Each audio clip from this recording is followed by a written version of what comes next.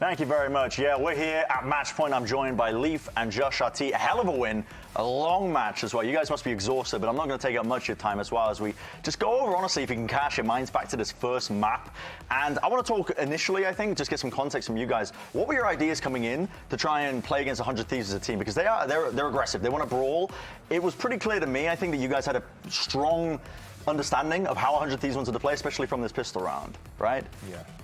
Yeah, I mean, definitely they're just a proactive team. They have a bunch of aimers and they kind of just rely on that, which is like just their strong suit. Yeah. I mean, they go off the rip here just trying to go for a B plant, and you guys, you have strong garage control off the rip as well. You react really well, I think, overall as well. You've got your setup still away. You don't want to give up too much control of it, but this here is what interests me, because you guys, you don't hold super aggro. You're almost anticipating the 100 Thieves push into the extremity to try and take a bit more control over towards Link here. What were the comms like in this instance, Lee, for you? I mean, this was just mainly Jonah, to be honest. Like, he was just pinging his angle. You can see it on the map. And then, like, he's just telling me, like, peek off me or just, like, jiggle contact a little. And, like, as soon as it just kind of just sends it. Yeah. And then Bucio just doesn't have hands, so he just gets stopped after. He's, like, 2-12 at this point. But, man. I mean, they have to do something. Yeah. Like, they can't just sit there. Like, we'll just collapse on them way too hard, so they had to take a fight, and we just kind of anticipated it. Yeah, and that was the anticipation, I guess, for Haven, and it ended up being quite one-sided, and you had to make adjustments, I suppose, going into the next map and the next map following that one. But honestly, short and sweet clip again, because you guys have been playing a long-ass time as well, so I'm going to let you go and be free, but not quite yet as well, because you do have an interview, so I'm going to send you on your way. Oh, sounds great. So go be interviewed. Thank you. Enjoy. That's right. Thank you so much, Brendan. I'll definitely take up so much of your time now after an endlessly seeming last map. It got a little muddy there. That's something that is a bit uncharacteristic, because quite frankly, throughout the season so far, you guys have looked polished. It was just usually very clean. Why did it get so muddy in that last match? I would just say, like, indecisiveness towards the end of the rounds. Like, not to speak too much on it, but we were just playing a little scared, I'd say, and just, like, not, like, afraid to lose, kind of. And overtime was just back and forth. Like, all of our attack rounds were pretty good. Like, they probably also had the similar problems too, you know, like, it's a high stakes match and it's very, very close, but I think that we just kind of figured out what to do faster than them. I want to follow up on that. You say afraid to lose. I mean, you guys as a team have just been so dominant, so there's not much experience in actually losing up until Bangkok. Is that what kind of got to you? Like, do you have structures and things in place to, like, deal with losses? Yeah, I mean, there's always we always try to do a good debrief after a game and try to see, like, what went wrong, what can we take away, and make sure the lessons that we learn are actually being learned. I would say recently, I've been saying it's, like, kind of uncharacteristic, but honestly, it's being kind of a trend where we're playing these games kind of close. And it took a loss from us yesterday to really see, like, hey, we need to step up in some of these moments. I would say in, like, the mid to late round moments for some players, the early round moments where for others, like, it's all a mix of issues that we're trying to get around. And this is something that, like, it's a good problem to have in the middle of the season. I always tell my players, like, there is a flow to a season. And it's not like a straight upwards trajectory, right? There's going to be plateaus that we got to break through. And this is one of those, like, rough periods, I think, for us. I think we'll come out stronger as a result, but we just got to get through the lower bracket. Right on. Yeah, watching the coach cam, I mean, you seemingly lived through or journeyed through every layer of hell. You were on Dante's arc there. What do you even communicate to your players in those moments when it really comes down to the wire and it's just about clutching? Yeah, so, I mean, it's two things, like, make sure the macro is correct and, like, we don't forget those principles, but also honestly play with more confidence, play to win. I think we're at a stage where we don't want to lose what we have, right? And sometimes it just means, like, we just need to go and just show out on these teams and let's just fight together. Let's be proactive. Let's start re-clearing areas. Let's not give them so much space. And that was, like, the main message from me from, like, maps 2 and 3. Right. Yeah, I mean, it was a super high stakes game, so obviously we're all humans, you know, like, nerves are coming in, you get into your own heads, but you guys did it. You're keeping alive in that very surprising lower bracket run that we never even thought we would see you in. So if we're looking at our bracket with only 4 teams remaining, we're in for a treat next week. We're going to have MIBR and Sentinels in that upper bracket final. Who do you see coming out on top of this one if I had to force you, which I am forcing you to make predictions for?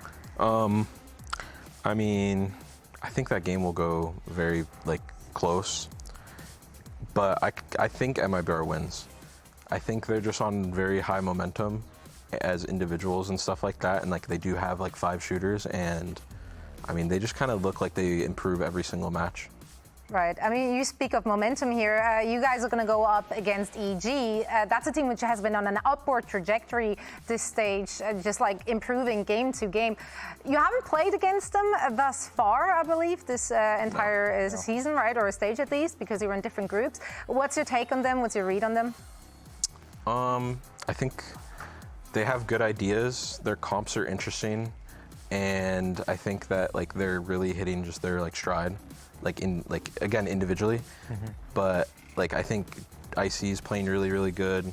Superman's always been pretty good.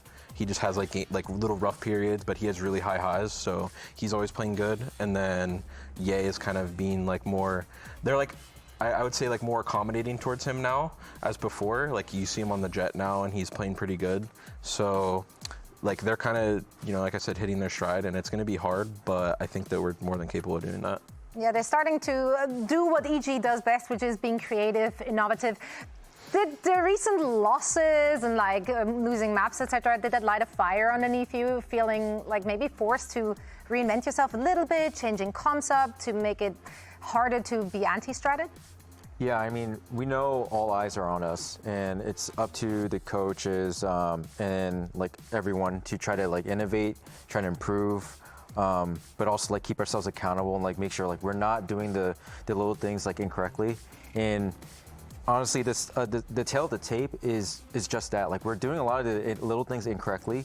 I mean, yeah, we can improve the game plans a little bit. I can always admit that. I can always improve certain aspects of our game, but yeah, I think that's the tough message for the players. We just need to make sure we take care of the fundamentals, make sure we rely on each other and support each other well, and we can make this run.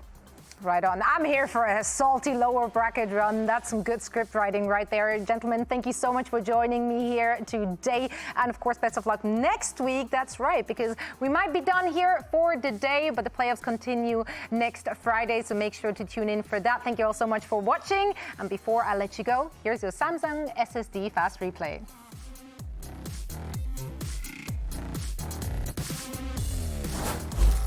We've got a massive rematch here, Dre, between Crew and EG. Win, and you're in. Lose, and you're kind of sitting on the sidelines for the next little bit. Kesnet popping his ult. The Salvos will delay, and it's a crunch from the B side of the map as well. EG looking like they want to try to take their heels in, but it's a slaughter! Yeah, Supa gets his one, but good luck. Crew gets to 11. That's danger. Icy gets a pick on a Mazzino who's trying to run away from trade. Yay, and Icy. Are they going to do this again? This back and forth affair. Icy gets his 3, Meltzer's alone. EG in a position to steal another round away. Do they try to flat out onto this beat? 13 seconds left. They try to delay the plan, and so far, so good. They have to continue to double down. Again, the spike on the ground. Shy's got a 1v2, and I don't think he has time. Lotus goes to Evil Geniuses. So clutch. Sidestepping, the shot spit. Icy gets 2. Crew looks so lost. Ult in play, but Derek cleans it up, and EG push on. Completely outplayed. Derek swinging ahead of it, trying to provide some cover as Nature gets it to half, gets his kill. The 2v2 as the spike continues to tick away. He's got to find the value in this fight, and he cannot. Shy gets 3 as Crew get 8. Yeah, he's going to get punished, dog. Because he should be. What is this? No way! Using it like a shotgun.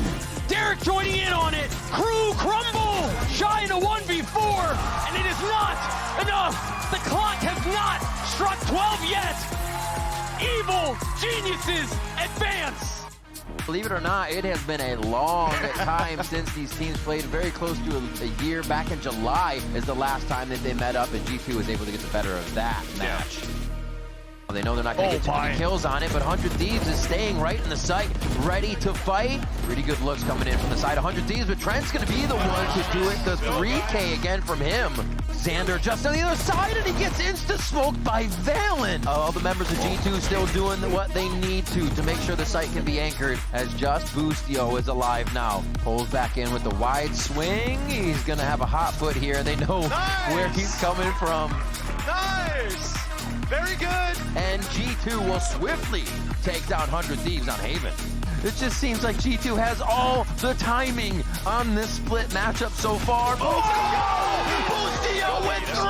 All you, Kellen. Not being thrown down. Easy kill. Oh, they went down low with it. He takes that window. He's gonna have to wait, but he still kneecaps EU to take him down. Oh, Boostio answers how to leave. This is crazy! Jogamo with the quick scope. Jonah's out in the open, 39 HP. Big flash. Can't turn it. No util for them really to use on this take. Asuna starts him off right. Xander with another one, and that's gonna be the round. 100 Thieves stay alive in the series, in the playoffs. But they have to push forward, not knowing what else is on the other side. Cryo. Trent in the clutch situation. Armageddon's there. The peak comes through. Oh my God! Cryo hits the shot! Nobody sees that for the moment. Oh, Trent! Jonah P are gonna activate on both Boostio and Asuna. Not looking good for 100 Thieves as Valen gets 2, and this is looking like an overtime Pearl match. 100 Thieves trying to stay alive from the elimination. The jump over is not enough, and it's gonna be the kills for 100 Thieves. We go again! Oh, they're letting him get half. It's getting risky, though. It's getting very risky, though. That's gonna be the shot! Trent hits it! They shut down the heist! G2 eliminate 100 Thieves, and they'll move on in playoffs.